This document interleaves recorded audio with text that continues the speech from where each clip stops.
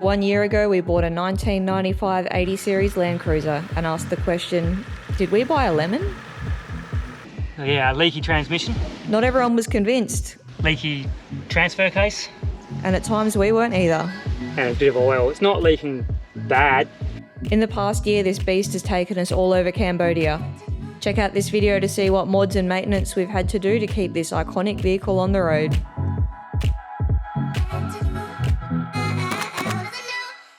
G'day and welcome to our 12-month review of our 80 Series Land Cruiser. We've had some minor upgrades and some kind of major upgrades Yeah, due to some failures. but yeah, almost a year ago we put up the rig rundown with a little bit of clickbait. Did we buy a lemon? So we'll run through what we've done with it since buying it and find out, did we buy a lemon? Yeah. So let's start with the exterior. In the intro, first rig rundown, we did have the winch already.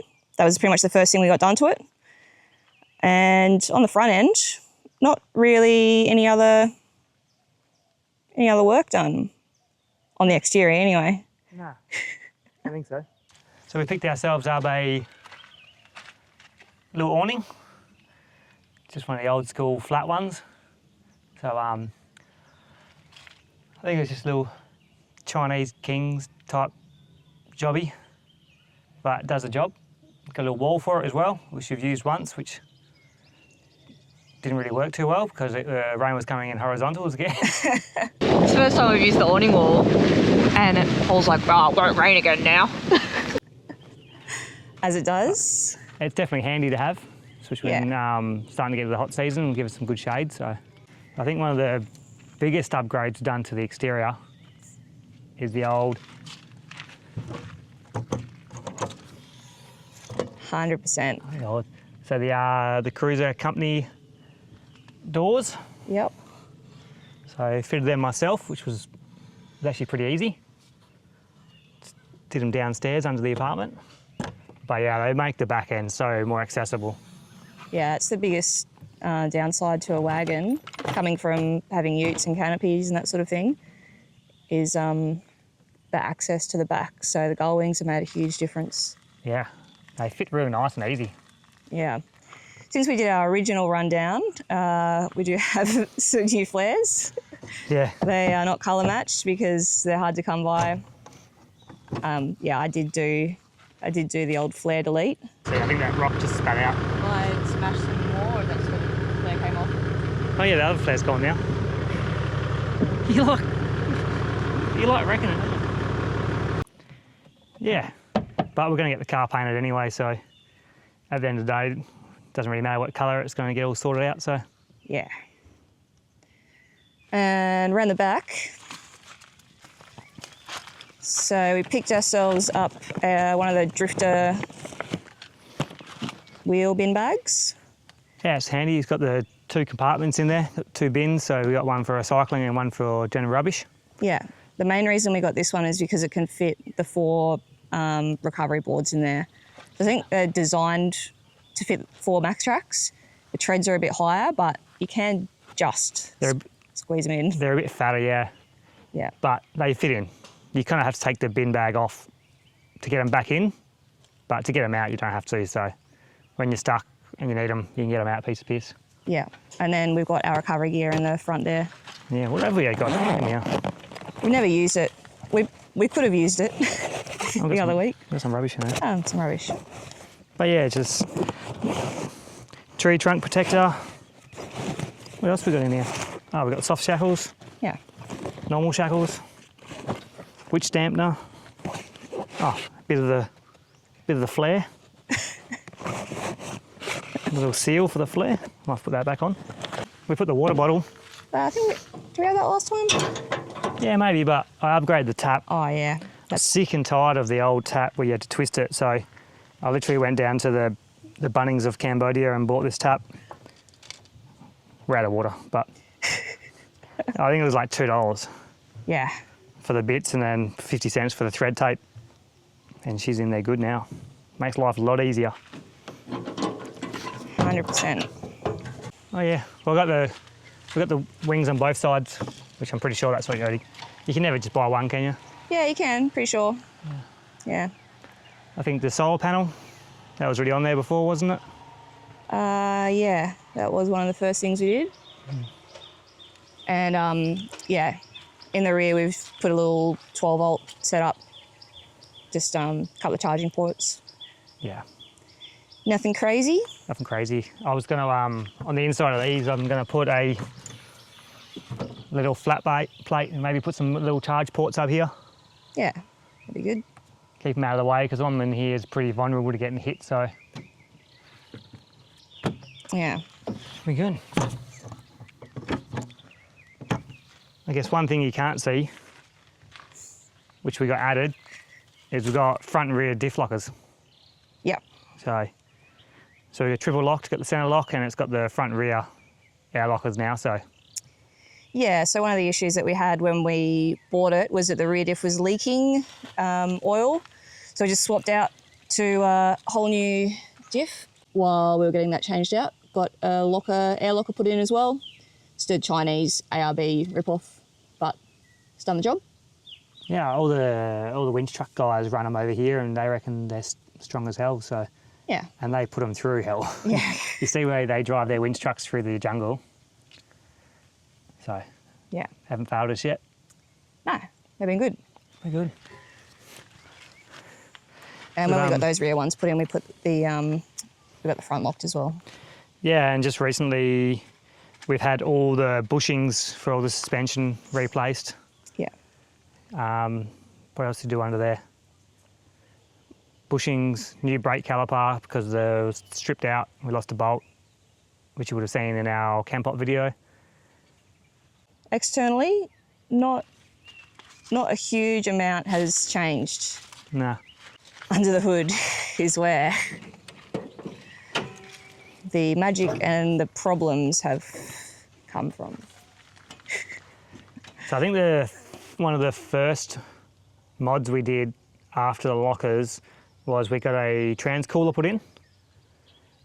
They said that we didn't need one, but the trans temps were getting real hot. So yeah, I ordered a trans temp gauge as well.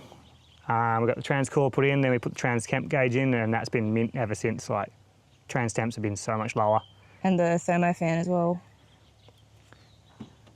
Thermofan was already in. Was it? Did it work? No, it didn't work. I fixed that. Oh, yeah. So that comes on with the aircon. Yeah. So they've dodged it. They just twisted and taped it through an external, an existing wire, which I've soldered in and done a lot better. We got a new radiator because the other one, the fan had gone into it at some point in time. Yeah. And they dodgily fixed it up, and it lasted a good 10 months. It did. But then it really let go. So new radiator. Even since then, so that radiator is only probably a few months old. The fan has somehow pushed into the new one again. Yeah. So we've checked all the engine mounts. The only thing we can think of is that when it gets like real flexed up, maybe it pushes the fan into it. Yeah, like the engine mounts are new. The motor doesn't move, the body doesn't move, the radiator doesn't move, so we don't know how it's getting. Yeah, the only thing, I don't know if I can get in here and see it. With the fan, we've noticed that Shauno doesn't have the cover around his fan on his 80 series. Fan shroud, yeah. Yeah, so not sure if maybe if we get rid of that. Yeah, don't know. But that might help. What else has been replaced? Quite a lot. The timing belt. Yeah. I think Carlia can talk on this because I wasn't there. Yeah, so probably 3-4 weeks ago, Paul was in Australia. I had a friend over from Australia, and after a nice few days in the city, I thought, let's go up to Kirirom. I'll take him out of the city. And about 5 k's into climbing the mountain, on the climb, on a bend, the whole car just turned off.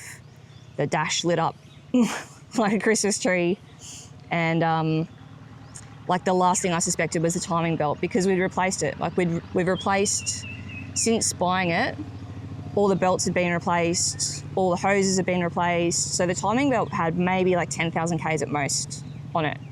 And so I thought maybe there was like a problem with the fuel system, maybe the computer had just glitched out. So I like disconnected the batteries, waited 5 minutes, reset it, that didn't work.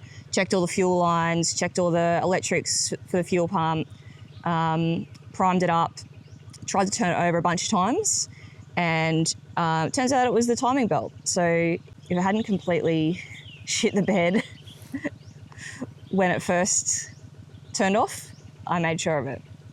So yeah, we obviously needed a new timing belt. From everything I've read, the most common cause of timing belt failures on the 80 series is a tensioner pulley. So even though the guys said that looked fine, we've got a brand new one of those and we needed a full head rebuild. So we'd bent the camshafts, needed to replace all the valves and the head. So yeah, full. Snapped all the rocker mounts as well.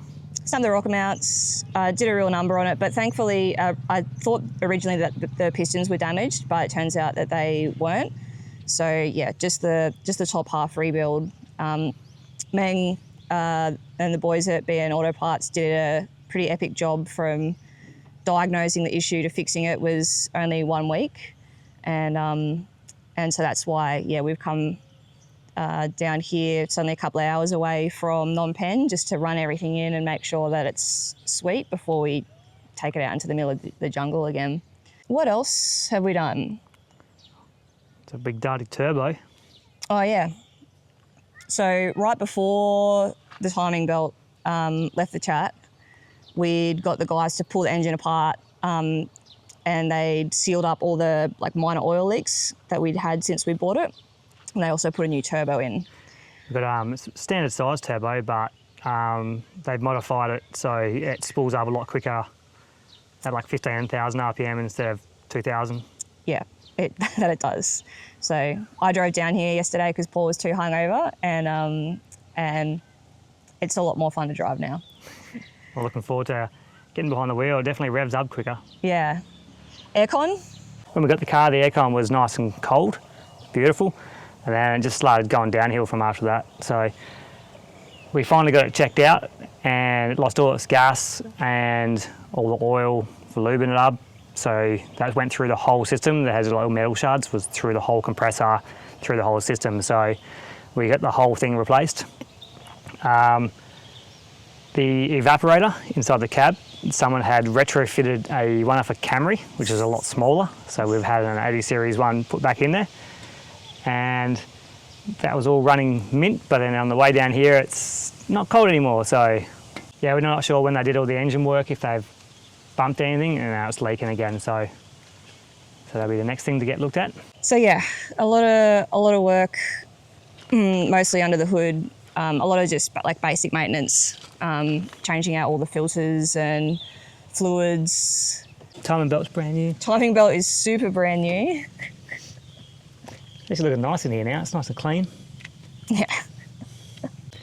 But yeah, I guess that's what you get when you buy a car that's 30 this year. 30 this year.